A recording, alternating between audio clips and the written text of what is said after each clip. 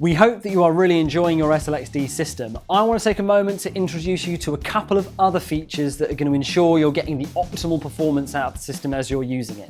There's two things that I want to show you. The first is if you click into this menu and then scroll down to gain, it's going to give you an audio meter. Now this is really useful because we have actually sketched out an optimal zone here that audio meter should be hitting. So when you're setting your system up, if you are the performer, you can do this yourself. Just start singing and make sure that you are mostly in that optimal zone for like 80% of the time that audio is happening. If you are constantly above the optimal zone, then you will need to bring down the gain of the system. And if you're not in the optimal zone, you'll need to increase the gain of the system.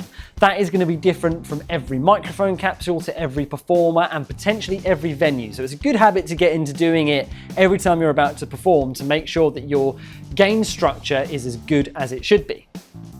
Now, we spoke a little bit last time about the guided frequency setup, and I want to go into a little bit more detail about what's actually going on in the background. So just to remind you, you come into the menu, hit frequency setup, go to guided frequency setup, initialize my system, and hit scan. So again, this is going to scan the whole switching bandwidth of this unit, but it's important to bear in mind that depending on where you are, you might need to get a license to tune into certain frequencies that this receiver can listen to. So if I have got a license, how can I tell this receiver where I want it to be looking? Well, it's really easy. I've produced the scan and I am going to now scroll round to this group number here. So at the moment we're in group 2, which is the full range of this receiver. And if I click into it, it shows me that it's the full range.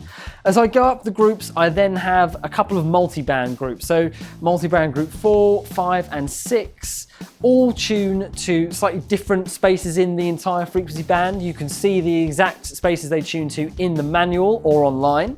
But if you want to just look at channel 38 in the UK, then you need to look at group 7. Now, group 7 is TV channel 38 in a standard configuration.